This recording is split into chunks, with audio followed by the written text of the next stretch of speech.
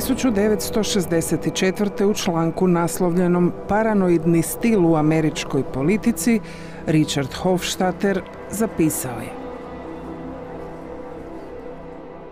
Američka politika često je bila arenom za ljutite umove. Iza toga stil je mišljenja koji nije nov i nije nužno desničarski.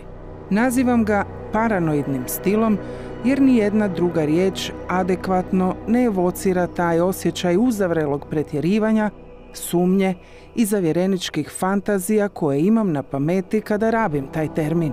Ideja paranoidnog stila ne bi imala nikakve suvremene ili povijesne vrijednosti ako bi se odnosila samo na one s dijagnozom, duboko uznemirenih umova. Upravo je korištenje paranoidnog izražavanja od strane manje-više normalnih ljudi ono što taj fenomen čini značajnim.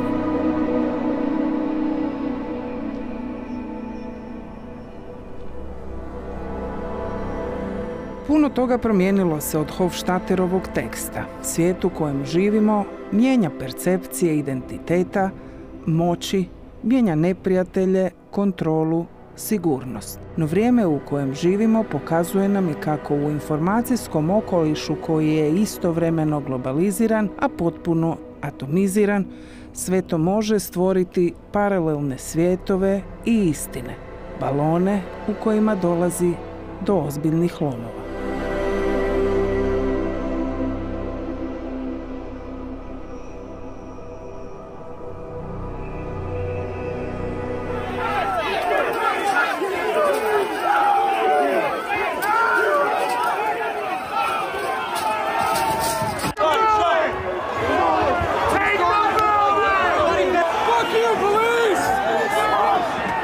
Kada je 6. siječnja 2021. svjetina upala u zgradu Kongresa na Capitol Hillu, cijeli je svijet gledao snimke iz Washingtona u čudu.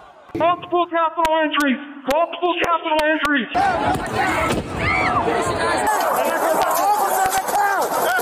Bila je to direktna posljedica narativa koji je Donald Trump hranio i tijekom izborne kampanje i nakon izbora. Bićemo pokradeni, izbori su pokradeni. It was incredibly surreal to be here when this was happening. It's something that none of us thought would ever happen here. Coming to work in Congress, as you can see, there's security everywhere, police everywhere usually. We felt like it was the safest place in the city to come. You go through metal detectors, there's SWAT teams, there's loads and loads of police. And for something like that to happen here really pierced the veil for us in terms of security and how we feel working in this building. And, it's a tragedy because there's a huge community of people who work here every day who had to go through this. And people died and policemen were beat and murdered. And so, you had all these things happen. It was one of the darkest days, really, in our democracy. This is now effectively a riot. 1349 hours declaring it a riot.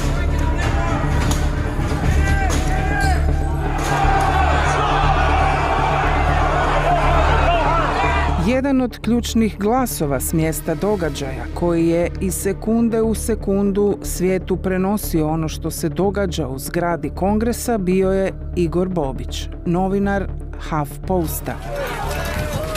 I will not tolerate fake news no more! What we saw in front, it was not on this side, it was on the other side, that the protesters basically run over journalistic equipment, swearing to journalists. And this concept of, fake news media, lying media, this kind of media, that kind of media, in this time of disinformation and lies, basically created this kind of havoc in the capital city of the United States. For you as a journalist, how is it to work in the age of disinformation, misinformation, and when the finger is always pointed at you?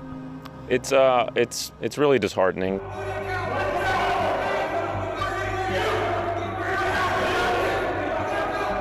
Na početku je, kaže, mislio da će to biti samo još jedan prosvjed ispred zgrade Kongresa. No, dok je stajao na drugom katu zgrade ispred dvorane Senata, čuo je viku. Potrčao je niz stepenice i mobitelom snimio dežurnog policajca Eugena Goodmana, koji je pokušao spriječiti upad prosvjednika i uspio pozvati pojačanje. Snimka koju je objavio na Twitteru u sekundi je obišla svijet. Goodman je kasnije dobio najviši državni orden. You know, it used to be that if you had photo evidence of something, people would believe you. And nowadays, even that doesn't hold true anymore. I still get people coming up to me and telling me that the footage that I took of January 6th of Capitol Police Officer Goodman running down the steps and confronting the mob, that was all fake. That was staged, that I was somehow in on it. And it really speaks to how far we've gone off the center in our democracy, in our culture here, where people can just discount what they see with their actual eyes and call it a lie. And that's how badly off track we've gone. A dok je Igor Bobić bio u zgradi Kongresa, Sam Feast, legenda američkog novinarstva, šef Vašingtonskog ureda CNN-a i višestruki dobitnik Emmya, stajao je u režiji netremice prateći izvještaje svojih novinara. Well, first of all, we'd never seen anything like that in this country, so it was horrifying to watch it happening live. I was here in the control room watching all of the people at the Capitol. And one of the frustrating pieces, many of the people stormed the Capitol because of misinformation, because they had been misinformed by their leaders on their social media, and so they thought they were acting as patriots. They thought they were doing the right thing for their country, but they were acting on bad information, which is why misinformation is such an important issue, which is why we as journalists, we in the media have to do everything we can to identify it, remove it, and help people understand what the truth is.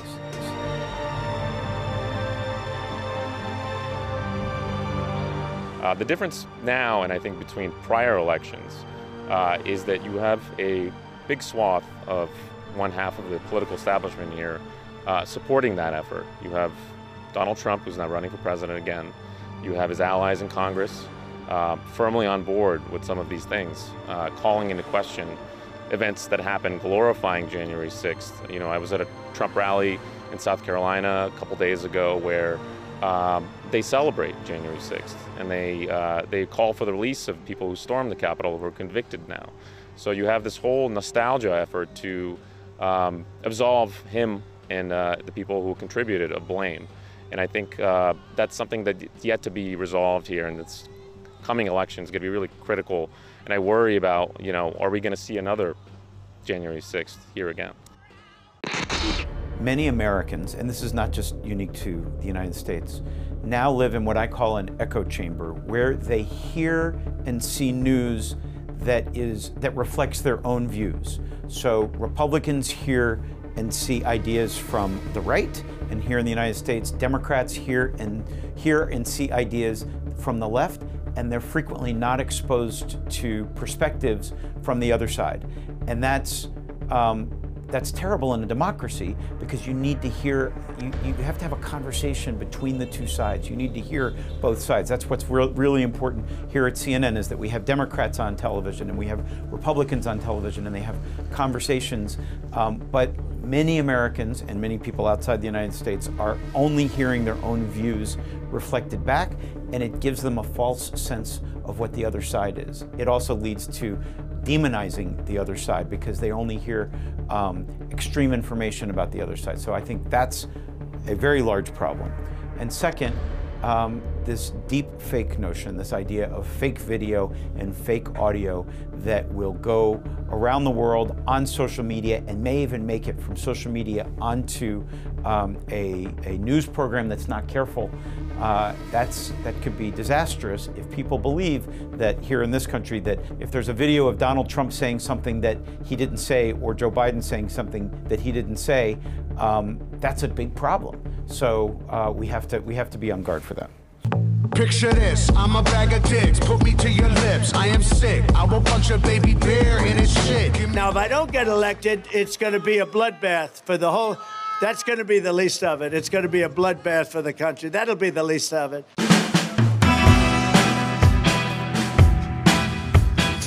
Too big to rig. Slogan je pod kojim Donald Trump vodi kampanju 2024. Pobjeda, dakle, mora biti s velikom razlikom kako poručuje svojim pristašama i opet ne bi bili prevareni. In many ways, 2024 is a unique election because it is most likely to be a rerun of an exact election, the previous election campaign. It's not something we've seen too many times, and it is likely to mean that narratives that existed in the 2020 election will be rehashed. One of those major narratives that obviously impacted the United States for the last 4 years is the question about whether or not elections have the outcome that was intended. Now we know the answer. Elections have been thoroughly vetted and audited and recounted and verified in every way possible, and the outcome of the election is not in question, right? The election in 2020 was not rigged and was fairly administered. However, the big lie will be a big question in this election, and it's one that we think that disinformation and misinformation campaigns seek to utilize for their own benefit. Sometimes it's so that candidates can make claims that they won when they didn't.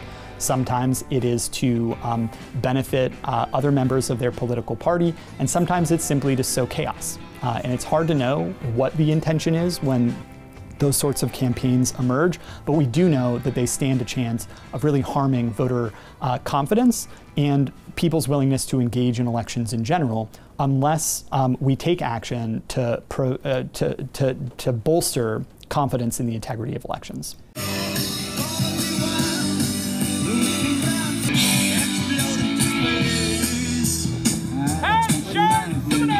No povjerenja u Americi, pogotovo među Trumpovim pristašama, čini se nema. Kakav god bio rezultat izbora, procesi kojima svjedočimo godinama nastavit će se.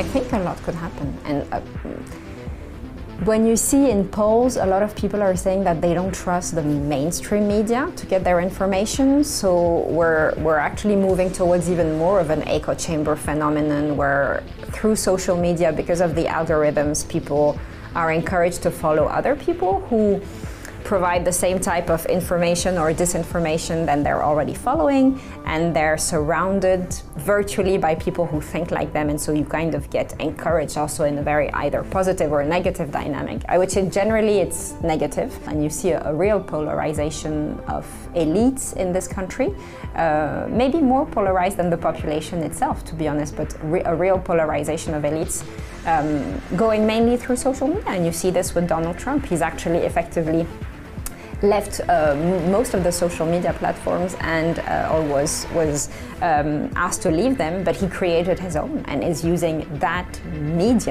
media mainly to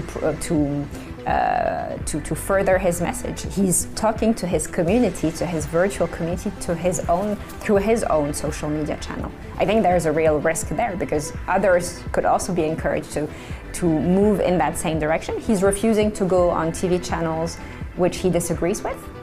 I think that sends also a fairly scary and really worrying message.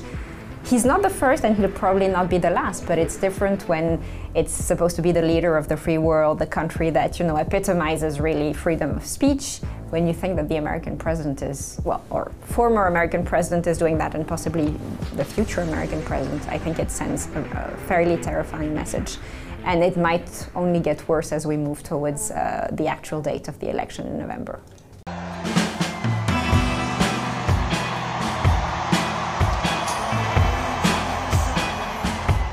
Well, I think that you can still be president in jail, actually. I think he always comes out smelling like a rose and he'll win all these judgments and stuff against him. And he shows the system is corrupt, the deep state is crazy, and the swamp is right there. But Trump's got a lot of supporters, and we support him, and we see the corrupt system, and he fights it, and he fights for us when it comes to it. And he wins all the time when it comes to it. Guy's a smart guy, and he knows what he's doing, and I'm not worried about nothing with the legal troubles.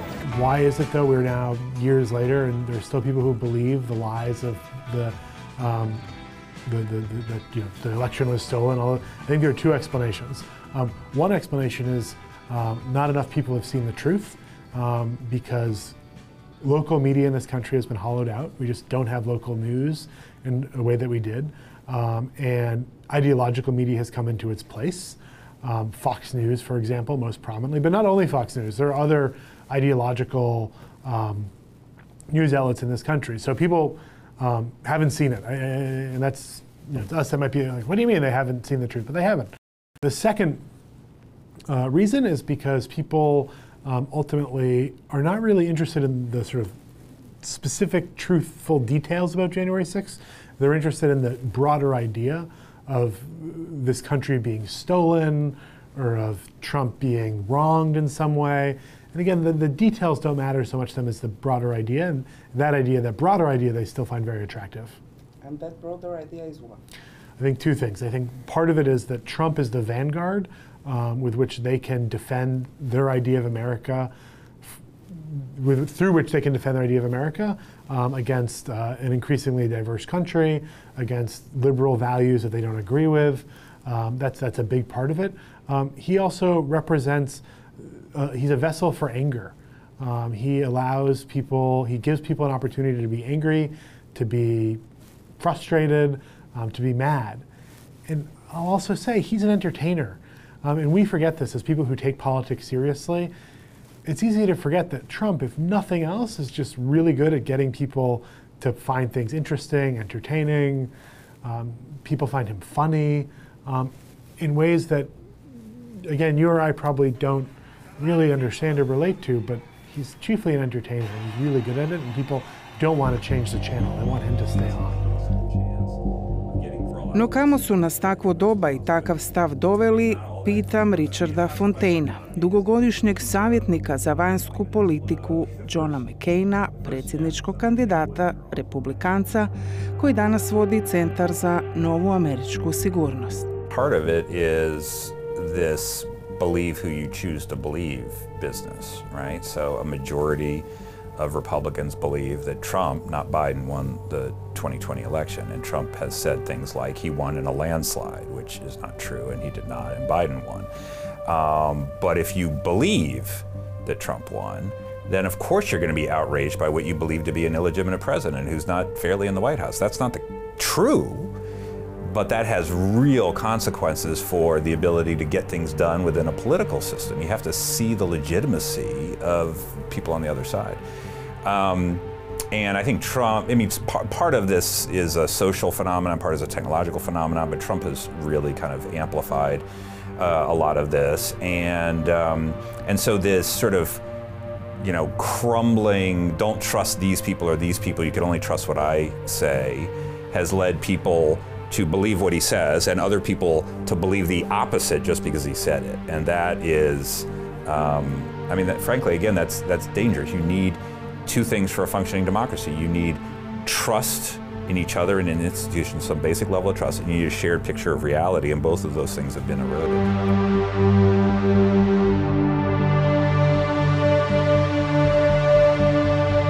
A kad smo kod vjerovanja, fanatizam Trumpovih pristaša otvorio je za samu Ameriku još jedan set problema. Mnogo od onih koji su jurišali na Kongres sebe smatraju pripadnicima QAnona, ekstremističke skupine koja se bazira na opasnim teorijama zavjere. Well, a lot of people doubted a lot of prophets, saints, and sages. A lot of people doubted Christ, We used to be an unusually religious country. Our levels of religiosity have declined. And I think part of what's filled that gap has been politics. And people now treat QAnon sometimes like a religion. They use QAnon as a way to express religious ideas. Some people treat Trump as if he were a religious figure. And that's part and parcel of a trend in this country where politics is now more powerful than religion. And Trump is maybe just the apotheosis of that, the pinnacle of that. He's a religious figure to people who otherwise, in a prior generation, would simply be religious. But today they believe in Donald Trump and they have faith in Donald Trump.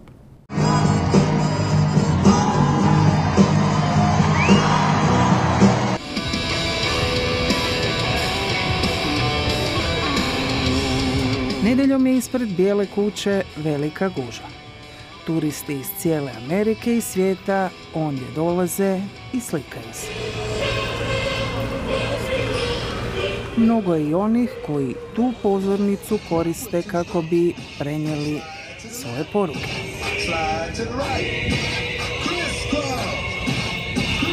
This is what it's all about, man. Having fun with each other's music. And maybe we can break down this barrier of fear that we have with each other. Erik Lamar, vatrogasac, je u mirovini. Živi nekoliko blokova dalje od središta američke vlasti. Svake nedjelje dolazi ispred Bijele kuće s istim plakatom i porukom. Trump je, kaže, zlo za svijet i demokraciju. As Dwight Eisenhower, a former Republican president, said, when religion gets involved in politics, we're in big trouble. And here in America, evangelical Christian nationalists have become ascendant on the right. They've taken over the Republican Party.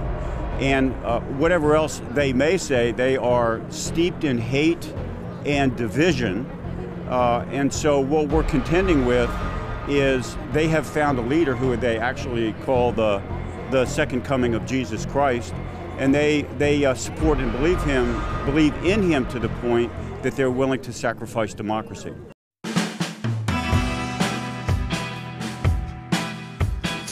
Iste nedjelje, nedaleko od Bijele kuće okupljaju se republikanci kako bi glasali na predizborima.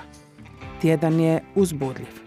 Pred nama je super utorak, a zatim i Bidenov govor o stanju Unije u Kongresu. Ispred Washingtonskog hotela Madison u kojem glasaju republikanci, cijeloga dana sjedi Emica Micva. Živi u skloništu za žene. Pobjegla je, kaže, od zlostavljanja o kojem mi ne želi govoriti. No ponosno mi priča i pokazuje slike od 6. siječnja, kada je s ostalim Trumpovim pristašama upala u zgradu Kongresa. I went to the Rayburn building where Nancy Pelosi's office was, and I signed her book and I asked her when was she going to stop being a treasoner. The FBI did come and talk to me, and all they said was thank you for being honest after I told them what happened. To je učinila jer, kaže mi, pokradena je na izborima. Trump je za nju jedino rješenje za korupciju. They stole the election, and I know this because when I went to vote in 2020, the precise location where I was, their machines that you put your ballot into, if it went through, it says thank you, or it shows you a sign that says thank you, and then it goes on to the next ballot. Mine wasn't. Od jutra do večeri republikanci dolaze i glasaju. Slatki bomboni s Uncle Samom i ljevičarske suze u termosici za vodu. Iako je na predizborima u DC-u pobjedila Nikki Haley, svi republikanci koji su stali pred našu kameru bili su za Trumpa. I'm casting my 5th vote for Donald Trump, and I look forward to casting my 6th vote for him come November. He is the best candidate. Joe Biden is a disaster. Look what he's done to this country, and he needs to go. Quite frankly, Donald Trump is a businessman, and he understands that government, though it is government, is a business and not an opportunity to get rich off of the backs of the other people. And also for the world, during his 4 years, what country was invaded by Russia? Donald Trump is a strong leader, and there are other countries and societies and civilizations that only understand strength. He projects strength, and he kept the strong men and the rest of the world under control. We would not be in Ukraine if Donald Trump had been president for the past 4 years. And to say that a man who has not been acquitted, who has not been convicted of insurrection can be pulled from the ballot for insurrection, right? You know, he hasn't been convicted. And so they're going to pull him before there's even a proper trial. There's no due process, and that's depriving us of our right as citizens to pick the president. And if we let this stand, we will never meaningfully be allowed to pick our president ever again. Inflation. People are starving. Americans, you know, your dollar has no more value. When petrol, gasoline, food, rent is going 3 times higher. I mean, even if you have 2 jobs, you can't afford to pay your rent. Americans are suffering. I mean, poor Americans are really, really suffering. And they see Trump as a new hope again. I mean, Biden, great guy, but look at the economy. I mean, the proof is the economy here. And so we have to fix this. And so Americans are behind Trump. Now, you have immigration too, and you have defense, you have Ukraine. That's a different issue. But the key driver is the economy. People are suffering. Americans are suffering. They can't afford to buy food. Young people are naturally very romantic and are naturally very hopeful. And so it's not so much looking for a candidate who's your age, but it's a candidate who's your spirit. And they want somebody, with strong principles and a beautiful, positive vision, right? And somebody who's not afraid, right? Young people like candidates that are loud. They don't like candidates who are timid, right? That's why Bernie Sanders actually did so well with young voters in the Democratic primary. And, that's part of the reason what attracted me to him. I've been supporting Donald Trump since I was 20 years old, and I will support him. I will continue to support him. We saw that the lies were not true. We had Russia, which is not true.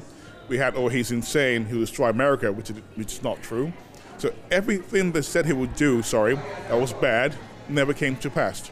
And so we saw what he did. You might not like Trump, what he says, but under Trump, we had a great economy. We had strong armed forces. There was peace in Europe. Under Biden, we have the reverse. And so that's why we want Trump back in the White House. There's a lot of misinformation around the world. But as a thinking person, I can take what's a lie and what's true and, make my own, opinion. And, attacks against Trump are mostly revenge, mostly anger. If you take them carefully, Biden has said worse things than Trump. Now, Mr. Trump has said some things that has got me to say, hey, this is too much. But again, he never really does it. He doesn't really go that far. And so again, his bark might sound offensive, but his actions are logical.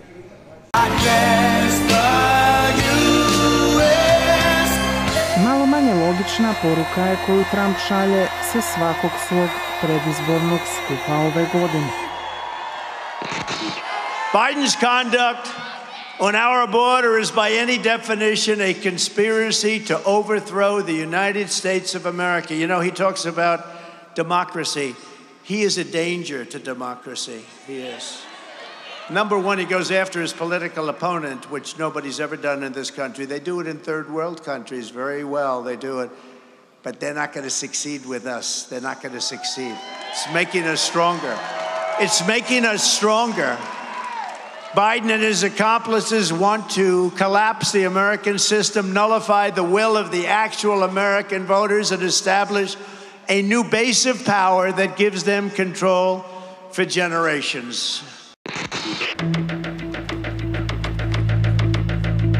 Trump antagonizira sve i svakog od političkih protivnika do migranata. Njegove poruke pokazuju ankete u kojima vodi nailaze na plodno tlo. They like Trump. Could you believe it? I mean, there's been already a huge literature to try to analyze where did this Trump phenomenon come from, why is he so popular, how come he can get away with things like January 6th or anything else and actually becomes more popular, not less, things like that. And so there's the inequality explanation, and there's the rural-urban explanation, and there's the education explanation, all these other things. I think part of it, too, is the feeling by a lot of people that the elites have gone and solved all the elite problems and have left behind or don't even think about everybody else. So, we have a global financial crisis, we have wars in Iraq and Afghanistan that don't go well, we've got all these we've got immigration, we've got all these illegal immigration, we have all these issues. No matter what happens, the elites seem like they do better and better and better. Every year, they're not losing their houses, their jobs aren't going away, they're doing better and better and better. But what about everybody else? And I think it's not so much that a guy like Donald Trump is solving those problems, but he's saying, I hear you. If you go back just to 2020, other than Joe Biden, the last two people on each side were Donald Trump and Bernie Sanders, who arguably had this same I hear you. There's this group of Americans, which is very large, that has been sort of this excluded middle that is not even heard. So forget having any status. I think part of the response is to hear these folks and try to fashion policies that are going to benefit as wide a group as possible. Kind of inclusive growth, not just overall growth that accrues to the top and things like that. All of those things are easier said than done. But again, I think if you can get sort of the diagnosis right, and the diagnosis is that even as our economy has continued to grow, unemployment is low, all kinds of good things are happening, you do have a large group of Americans that feels like they've been on essentially the short end of the stick when it comes to globalization and the other sort of global phenomena that has changed our society and our economy. And they want to know, does anybody even recognize that this is how it feels to us?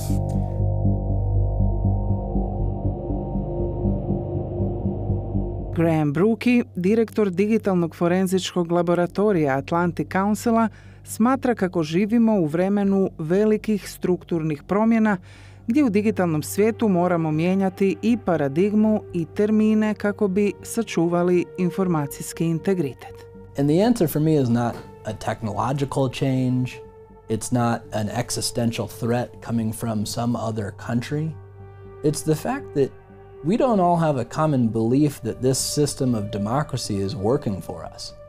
And unless we all have a shared stake in that system, unless we all believe that that system is the best way by which we can achieve collective outcomes together, do big things together going into the future, to navigate an era of rapid technological change, to navigate an era in which geopolitical competition is rising, then we will inherently have backfooted ourselves. We will have inherently will have chosen to put ourselves at a disadvantage. And that's really, really concerning because we're choosing to do that. We still have the ability to determine our outcomes. And so we all have to come together and actually believe that this system can achieve outcomes.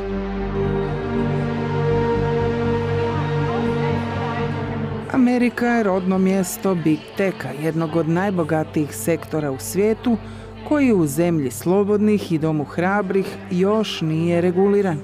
Pred Kongresom je u više navrata svjedočio i ispričavao se Mark Zuckerberg zbog manipulacija i uplitanja u izborne procese. A još od Trumpovog doba traži se zabrana kineskog TikToka, konkurenta u informacijsko-utjecajnoj geopolitičkoj igri. Tehnologija nije neutralna. Danas je sve više ideologizirana i penetrira u svako kućanstvo i te čini goleme probleme. The problem is X, and the problem is TikTok. Comparison to Facebook, X and TikTok are much more concerning. And they're concerning for the following reasons. TikTok is basically unaccountable. We don't know what people are seeing on TikTok, and the leadership of TikTok is not based in this country. So, and it's a source of news for young people, and it's a source of entertainment for many, many people. With X, we're in the unusual position where the owner of one of our most powerful media organizations or information systems is also an outspoken ideologue in favor of the right. He's the richest person in the world, and he has hard right political views. He can do whatever he wants, say whatever he wants, and people will listen to him. Now, not everybody will believe him. A lot of people don't agree with him and don't like him. But the truth is he's an enormous platform, and he's using that platform to advance some would say lowercase d democratic and illiberal perspective. Understanding that all of these social media platforms depend on us as users giving them content, and they'll then manipulate that content and give it back to us in some form that we desire, in the form we most desire. I heard it compared. Social media you can think of as a robot that will bring you whatever junk food you want. It doesn't understand limits. So this is a metaphor I heard recently, but imagine that you had a robot and you could say, bring me sugar and candy and junk food and alcohol and all the things that are bad for us. That's what social media companies effectively do. They give us stuff that's bad for us and they don't stop. What can be done? I think we should regulate them. I think we should prevent certain kinds of algorithms from underpinning their news feeds. I think we should limit access to social media among young people. And I think, frankly, there should be education for old people, older people, news literacy campaigns. At least in this country, the problem of misinformation is often concentrated among people 65 and older who did not grow up with the internet. It's a big problem here, and we need to be able to inform people about how to use the internet wisely. I think that actually is essential. Where we spend a lot of our time as policymakers is looking at limited jurisdictions like the EU or like the US, or even limited jurisdictions within industry. If a very large platform sets a precedent, that will become a global standard, and then figuring out how to shape those global standards over time towards more transparency, more accountability, and more measured belief that folks can engage on those platforms in a coherent way and rely on the information that they are consuming in increasing amounts, less from traditional news sources and more on social media. Bring them home now! Bring them home now! Bring them home now! Bring them home now! Umjesto da postaje lakše, postaje sve teže. Na obljetnicu Hamasovog napada na Izrael ispred Bijele kuće prosvjedi. Release Gaza from Hamas! Release Gaza from Hamas! Release Gaza from Hamas! Release Gaza from Hamas! Release Gaza from Hamas! I don't want to roll the state! NBD! Gang, gang, gang! I don't want to roll the state! NBD! Gang, gang, gang! I don't want to roll the state! NBD! Gang, gang, gang! I don't want to roll the state! NBD! Koji dan kasnije uoči Bidenovog govora o stanju Unije ponovno prosvjedi diljem glavnog grada zbog izraelskih napada na Gazu.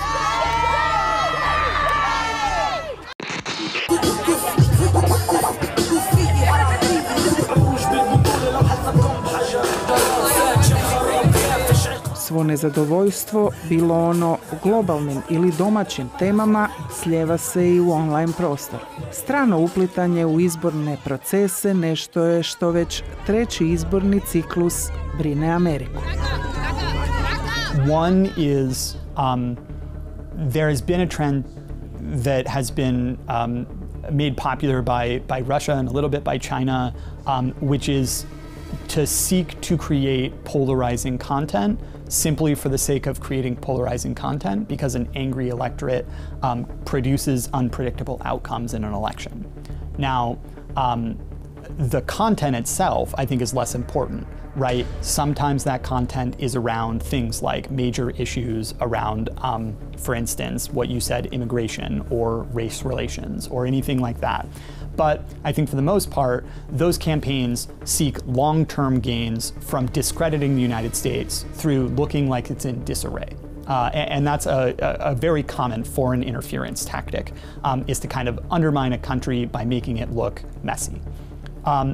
Separate from that, most, I think, of the worrisome disinformation campaigns that aren't seeking to just polarize the electorate are targeted at providing incorrect or counterfactual information about candidates, about the issues in an election, or how to vote itself. And voter suppression techniques are one that we're very worried about here at CDT. A lot of the people that you see online aren't really people at all. They're bots, often financed by foreign governments, who echo the same message that you see abroad, and that they're invading our culture and our discussions online, and essentially spreading lies. Same lies that led to January 6th about voter fraud, about rigged elections that are happening all over again. So there is a way for us to really understand how they work that will help us, I think, with the anticipation.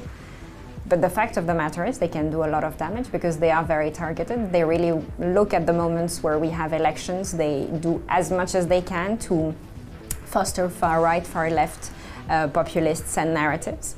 And they are looking at legitimate grievances, which they use very selectively. So they will never look at, of course, the whole argument, the contextualization, etc. They will pick one side of the argument and just hammer it down all the time.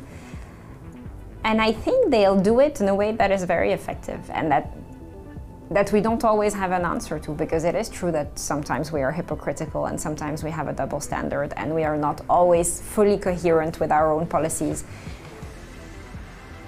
But I think we have a way of explaining that. I think it's our responsibility to make the more rational argument. It's just that it's a bit less appealing. Well, I think this is part of it, actually, is to see that our adversaries want to use this against us because it is damaging, right? And so, you know, it's like the first step is to understand what phenomenon you're dealing with. This is not just a benign way things are. It weakens us as a country, it weakens our cohesion, it makes it harder to come up with national solutions to big issues and big problems. And of course, that's why our foreign adversaries would like to throw gasoline on the fire and try to divide us further against ourselves. It's your boy, Big Tucker. It's your boy, Trump the Dud. Hey, how did I get in the studio? Everyone saying Russia, Russia, Russia. Fake news, no wonder no one trusts ya. The United Nations filled with suckers. The only journalist I trust is Tucker. U globalno super izbornoj 2024. novi strah, kako upozoravaju svi izvještaji o globalnim rizicima, generativna je umjetna inteligencija. When we talk about AI and generative AI, you've mentioned how no one believed the photo you've taken. What can we expect in these elections? You know, it's really scary, some of the things that are coming out right now. Fake images, real-looking fake images of both Joe Biden and Trump. There was a couple of weeks ago, there was a fake recorded robocall poll that was a phone call that was telling people not to support Joe Biden. And I think you're going to expect to see a lot more of things like that. People on the right, conservatives online, are distributing fake images of Donald Trump with African American voters to present some kind of image that he is doing well with black voters to try to win their appeal. So I think you're going to see more of this kind of stuff continue as we get closer to the election. 80,000 illegals yesterday evening. Officials closed the city of San Francisco this morning, citing the escalating crime and fentanyl crisis. There are a few key risks that we see around generative AI that we're very worried about. The first is the ability to micro-target information to specific demographic groups. So that would mean, historically, it's very costly to create mis and disinformation campaigns in foreign languages. And in a country like the United States, or in smaller countries with a very diverse diaspora of people who speak different languages, it can be very challenging to try to intentionally spread disinformation to language minority groups. The thing about generative AI is it's great at spreading information through translation to other languages, which means that partnered with some other tools like WhatsApp or other messaging services, you can target people in very specific areas with key messages. It would be a disaster, for instance, to have someone micro-target a specific language community in a key swing state in the United States, say Michigan or Florida. That's something that we're worried about. Another area that's related is micro-targeting when it comes to demographic information broadly. So rather than in a foreign language, this would be taking, for instance, publicly available precinct data that tells voters where they vote on election day, and pairs that with some basic phone numbers that you can purchase from any vendor, and then send people text messages that says something like, voting at Pace Auditorium is paused because of fire sprinklers. People are much more likely to believe information when it is coupled with something that they already know to be true, like, for instance, they know that they vote at Pace Auditorium. That's a risk because generating that content at a micro level is much easier with generative AI tools. But you add AI into all of this, and 2024 is our first sort of AI election. Maybe it will make a huge difference. Maybe it will make no difference. I don't think we know. But I also don't think that if it is about to make a big difference, we quite know how to handle it yet, until we sort of run the experiment. So, you know, as our institutions have and I think the society as a whole has gotten more resilient to the kind of stuff we saw in 2016, the kind of stuff that we might see in 2024, 2026 is unlike the kind of stuff that we saw in 2016. It's different. And I don't know how resilient we will be to that, because I think it's hard even to characterize what that would look like. One can imagine, okay, AI-generated automated bots at scale that have tailored disinformation and propaganda that so flood the zone, people don't know what to believe with. Well, yeah, I can imagine that, but we're not quite there yet. So if we get there, what do we do about it and things? That's the kind of conversations that are being had now. But other than it just being a big and potentially threatening phenomenon, I think we still have to sort of see how this goes. I kako dalje? Kako do kraja 2024. I iza nje? I think the responsibility, I would say, particularly for democratic countries, is to have a macro vision, to have an understanding of the world, who can we work with, whom can we not work with, where our difficulties lie, but also to kind of implement it at the very micro level. What citizens say across the world is that they feel disconnected from their leaders, from their decision makers. Things happen in the capital. I would say that's particularly true for my country in France, which is really centralized, but in a way it happens also here. You travel inside the US and people will tell you they feel very disconnected from Washington, what happens in Washington, which is why Trump's sentence on drain the swamp has so much echo, because people say, well, you know, how can someone in Washington understand what I'm living in Salt Lake City in Utah?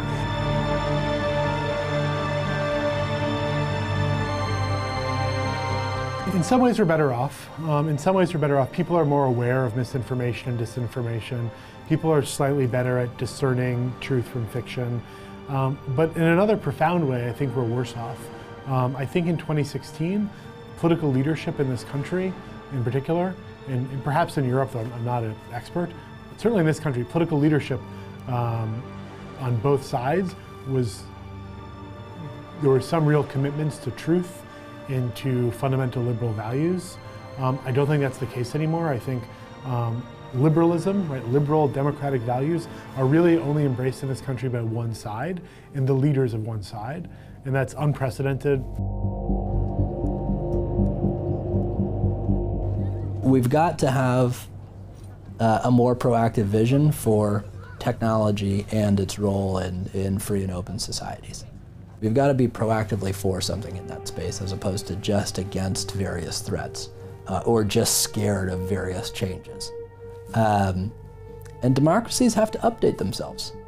We have to make sure that the cogs of democracy are working and going around at all times. And that means that we got to change the way that we show up and participate in government.